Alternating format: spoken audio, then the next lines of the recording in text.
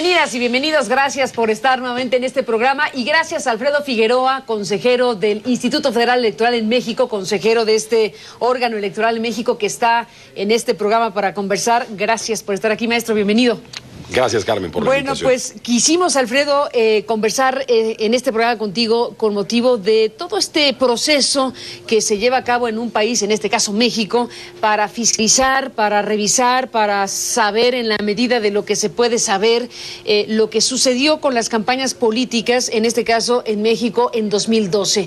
No solo se disputó la presidencia de la República, pero por obvias razones hay un foco principal de atención sobre lo que pasó y no pasó en las campañas políticas para la presidencia de México, pero estamos en un momento importante porque esta semana hubo una discusión, una votación controvertida, por cierto, donde fuiste el único que votó en contra de una parte de este proceso. Ahora nos contarás el alcance de eso que se votó en específico, pero me pareció importante traer a cuento el balance que se puede hacer en este instante, aunque ya vendrán otros capítulos que seguirán abonando a este tema, pero sí creo que hay materia suficiente como para valorar, reflexionar y pensar qué sucede en México cuando se trata de fiscalizar campañas políticas en nuestro país. Y te lanzo esa primera idea para empezar a conversar. Mira, Carmen, yo diría que el primer elemento que hay que poner en la escena es que en México tenemos un principio constitucional vinculado a la competencia política. Ese principio constitucional, aparecido en el 41, es la equidad del proceso electoral. Es decir, los mexicanos y las mexicanas nos hemos dado eso como un principio de competencia esencial. Por eso es que se ha determinado que no haya recursos privados en las campañas. Por eso es que se ha determinado a partir de 2007-2008 que los tiempos del Estado mexicano sean los que emplean los partidos políticos para su propaganda. Ha quedado en la parte del proceso de fiscalización lo que tiene que ver con los recursos que el Estado mexicano esencialmente, son recursos públicos por encima de los recursos privados, da a los procesos electorales. El IFE ha podido documentar en esta campaña electoral cerca de 2.570 millones de pesos, aproximadamente 2.572 millones de pesos, involucrados en los gastos de campaña de todos quienes contendieron en el proceso electoral 2012, que incluye todos los candidatos a diputados, a senadores y a presidente de la República. Esto es, digamos, el gran conjunto. Habría una pregunta que formularse en la medida en que esto es lo que hoy la autoridad conoció o documentó, merced a su trabajo de investigación. Si hay algún margen de dinero que ingresa a las campañas, ya bien dinero que proviene de dinero público, que proviene de gobiernos que están influenciando indebidamente el proceso electoral, o de actores de carácter privado que entran en las campañas y que son recursos que se considerarían ilegales, que no ha sido consignado como parte de la autoridad. En este momento lo que podemos decir es que de lo que tenemos certeza es de esta parte, aunque no puede obviarse que en una economía como la nuestra y en las condiciones, digamos, de la República hay un porcentaje importante, una estimación que puede hacerse en torno a aquello que la propia autoridad, que el partido no reportó y que la autoridad no tuvo condiciones de saber, porque, pues como sabemos, hay cosas que llegan, por ejemplo, en maletines de dinero, directamente a una determinada campaña, Carmen. Bueno, ahí estamos partiendo de un gran asunto. Tú dices, lo que se ha fiscalizado es lo que los partidos reportaron y lo que la autoridad pudo saber de lo utilizado, de los recursos utilizados para las campañas. Y hay otro universo que se puede intuir, saber, sospechar, tener indicios, etcétera. Bajo esa lógica, ¿qué pasa por tu cabeza sobre la dimensión que podría tener, hipotéticamente, el otro universo de lo no reportado y de lo no registrado por la autoridad? Es decir, lo que quedó fuera de la fiscalización.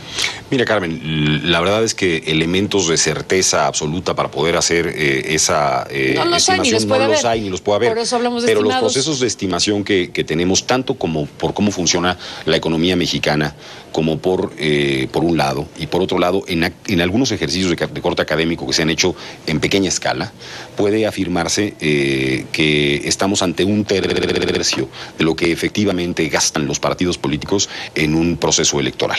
Esto es lo que deriva de algunos estudios, de estimaciones hechas en torno a cuántas personas, por ejemplo, son fiscalizadas en México, cuántos son contribuyentes, digamos, reconocidos en México en una economía con esas características.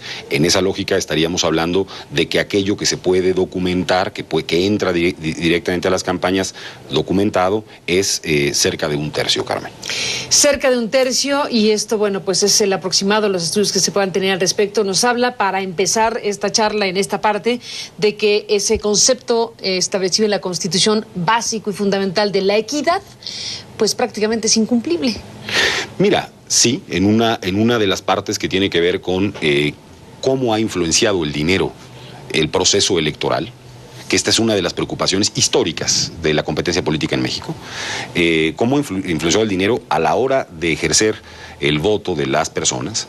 Creo que el hecho de que hoy la televisión y la radio estén al margen de estas consideraciones, digamos, de fiscalización, cosa que no ocurría en el 2006, por ejemplo, hoy tenemos por lo menos, digamos, una parte que está a salvo en lo que tiene que ver con los spots de radio y televisión. Ahí las condiciones de equidad fueron suficientes en términos de quienes tuvieron acceso al tiempo del Estado mexicano. Hay un cumplimiento.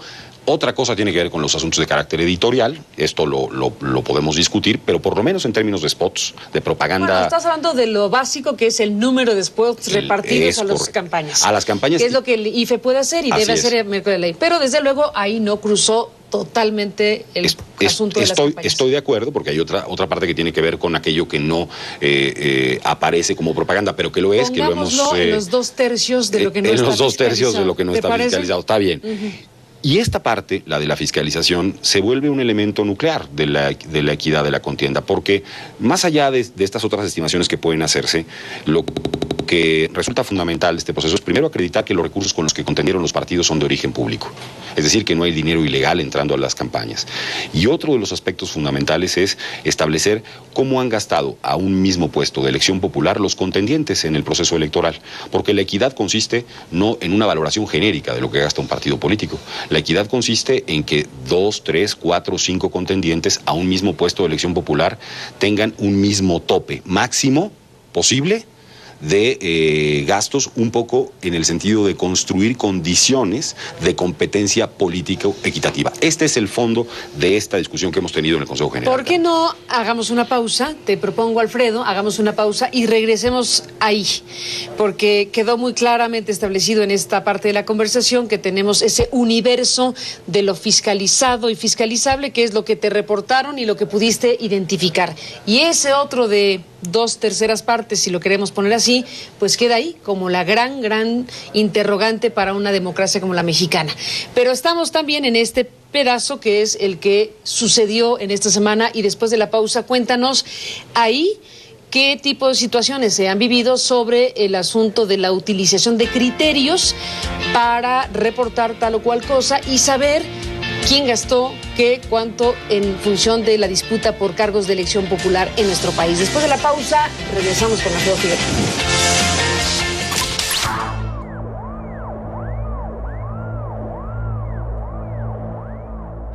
Bueno, regresamos a Alfredo Figueroa en esta conversación. En el corte seguíamos hablando precisamente un poco también de lo que desde luego es un elemento inmedible, pero que cuenta en la discusión pública, que es la percepción. La percepción que puede quedar en una ciudadanía del volumen de recursos que pudieron haberse gastado en una campaña política.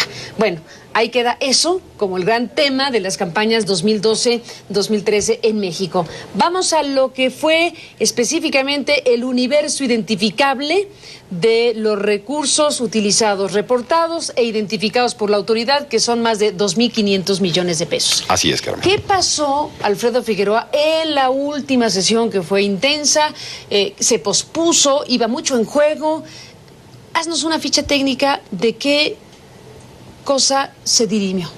Mira, Como tú sabes, digamos, el primer hallazgo, el hallazgo genérico en donde se puede descomponer el dinero, estos 2.570 millones de pesos de los que hablábamos, es de la siguiente manera. La coalición Compromiso por México, el Partido Verde y el Partido Revolucionario Institucional, de ese monto, tienen en términos de sus gastos cerca de 1.100 millones de pesos involucrados. Ellos han gastado esta parte.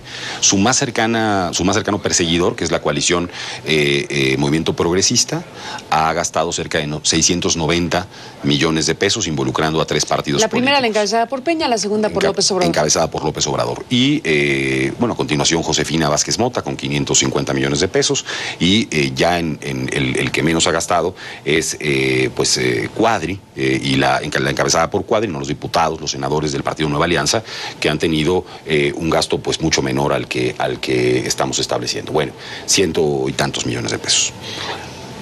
¿Qué es lo que ocurre? Dentro de ese conjunto de aspectos, lo que corresponde hacer lo que estamos revisando ahora son informes de gastos de campaña a la elección presidencial, a la elección de diputados y a la elección de senadores de la República.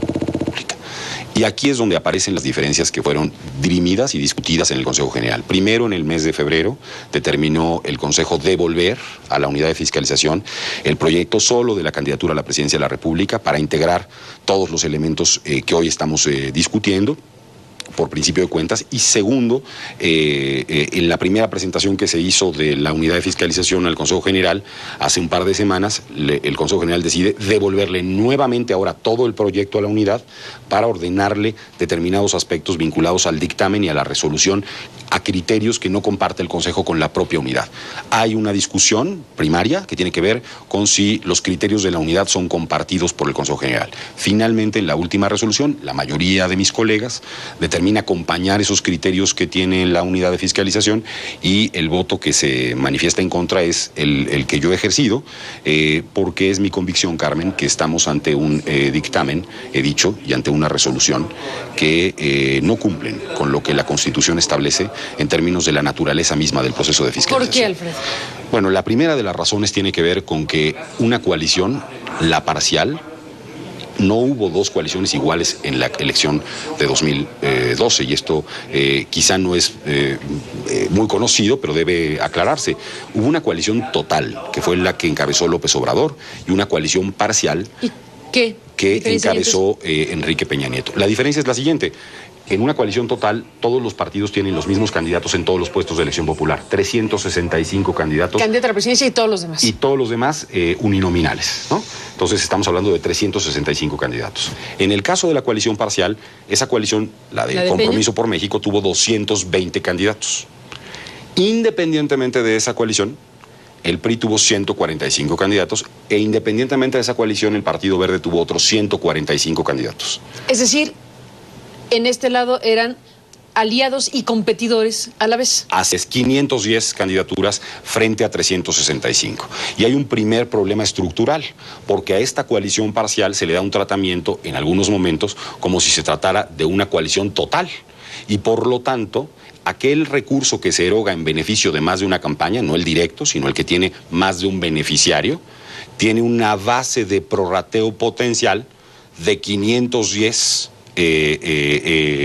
candidatos a distintos puestos de elección popular frente a todos los demás partidos políticos, la coalición Movimiento Progresista, el Partido Acción Nacional, el Partido Nueva Alianza, de 365. Ya ese mero elemento hace que el proceso por el cual yo evalúo cuáles son los costos, incluso los prorrateados, más allá de los cuestionamientos de cómo se hace el prorrateo, más allá de esa discusión, hay una diferencia notable entre una cosa y otra, y por lo tanto se puede afirmar que no se ha medido de la misma manera a unos y a otros en este dictamen y en este proyecto de resolución. Distinta vara.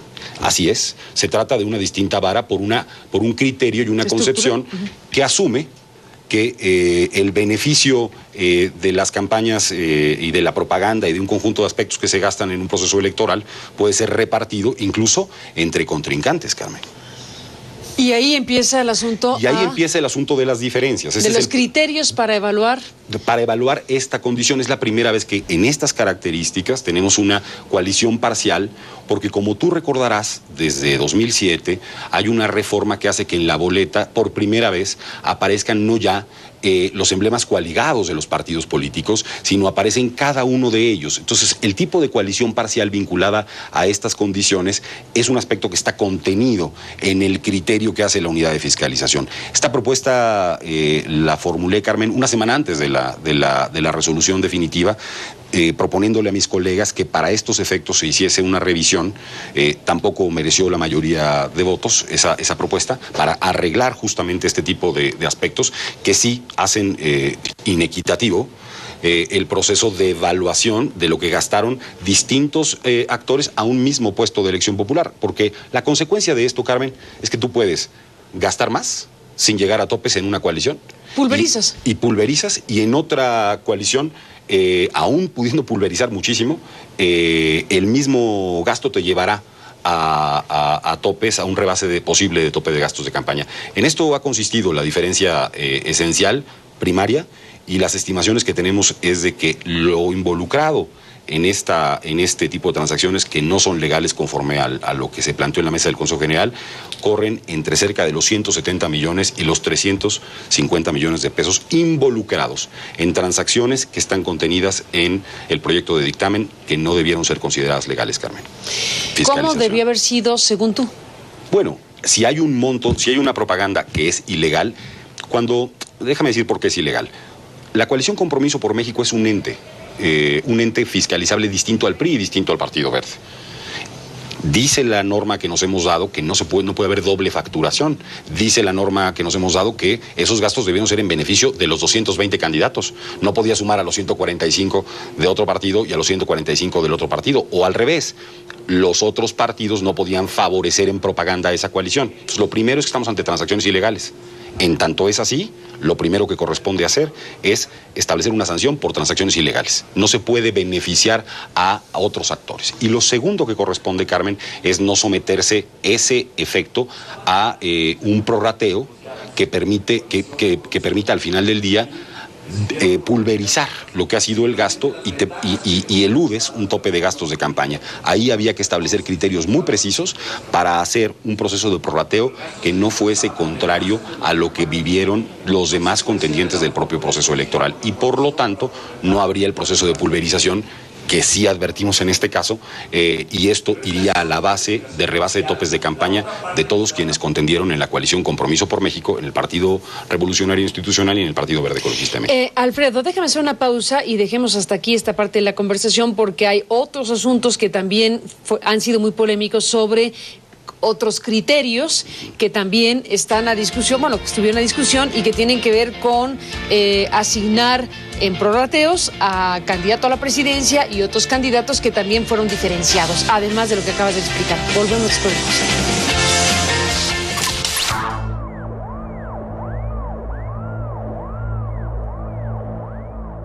Bueno, entramos en la parte final, maestro Figueroa, sobre este debate, discusión sobre los mecanismos para fiscalizar los recursos que se usan en campañas políticas en un país como México. Para cerrar, cuéntanos de esta otra parte que también ha sido muy polémica, de este otro criterio que al final de cuentas los partidos políticos usaron porque podían usarlo, porque es legal usarlo, pero que ha generado una distorsión importante. Cuéntanos de ello.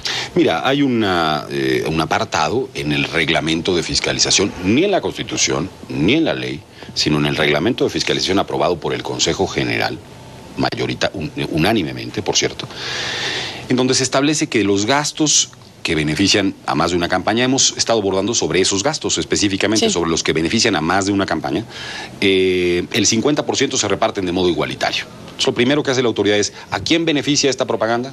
¿A 5, a 10, etcétera? Bueno, el 50% se divide igualitariamente entre esas personas que son beneficiadas en un determinado gasto, ya sea de un espectacular, ya sea de un utilitario, ya sea de un evento. Un spot. De un spot, aunque el spot no se compra, ese nada más es para la producción, digamos, sí, sí, sí, ¿no? El costo de producción. El costo de producción de un spot. Bueno, y el 50% restante, la legislación establece que la reglamentaria establece que podrá ser que dice el texto legal, por lo menos el 50% será igualitario y el restante 50% será como el partido lo determine gastar.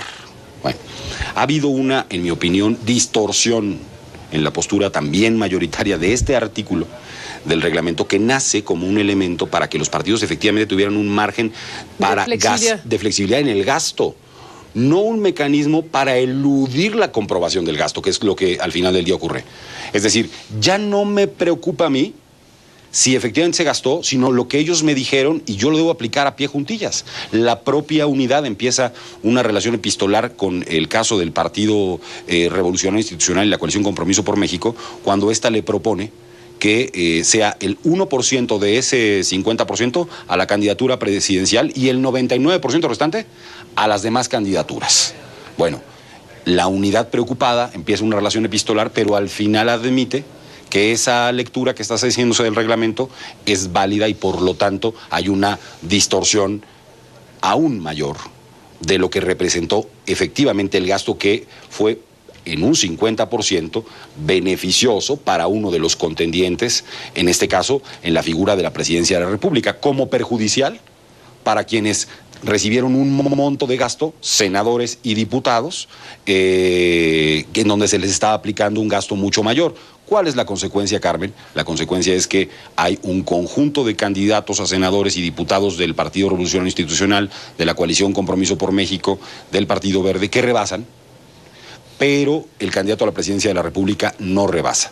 Es en realidad un porcentaje arbitrario y de ficción respecto de lo que efectivamente ocurrió en términos del gasto. Y si la fiscalización no nos está diciendo lo que ocurrió en realidad, tiene que decirse y señalarse que no puede dejar satisfecho, me parece que a nadie, el proceso de fiscalización para evaluar cuáles son las condiciones que ha tenido cada uno de los contendientes a un puesto de elección popular. Para cerrar, Alfredo Figueroa, ¿con qué frase te despides? ¿Con qué mensaje, frase te despides? Mira, yo soy partidario de que reformulemos muchos de los aspectos del modelo de fiscalización en el país, del modelo electoral además en su conjunto, campañas locales, elección federal, nuevo organismo. Debo decir que sobre este particular el Poder Judicial tiene la palabra todavía, ni el caso Monex, ni este asunto que ya los partidos todos han anunciado que llevarán ante ese tribunal, ante la Sala Superior, han sido resueltos. ¿Subyúdice? Está subyúdice y ese tribunal tiene la extraordinaria responsabilidad de revisar y consecuentemente confirmar o revocar lo que el Instituto Federal Electoral ha resuelto sobre esta materia. Veremos y habrá que esperar para tener una conclusión de esta historia, a ver qué es lo que hace ese tribunal, Carmen. Pues Alfredo Figueroa, a ver lo que hace ese tribunal. Por lo pronto, gracias por estar aquí para conversar. Muchas gracias. A ti, gracias, Alfredo, y a usted que nos permite acompañarles. Pásale.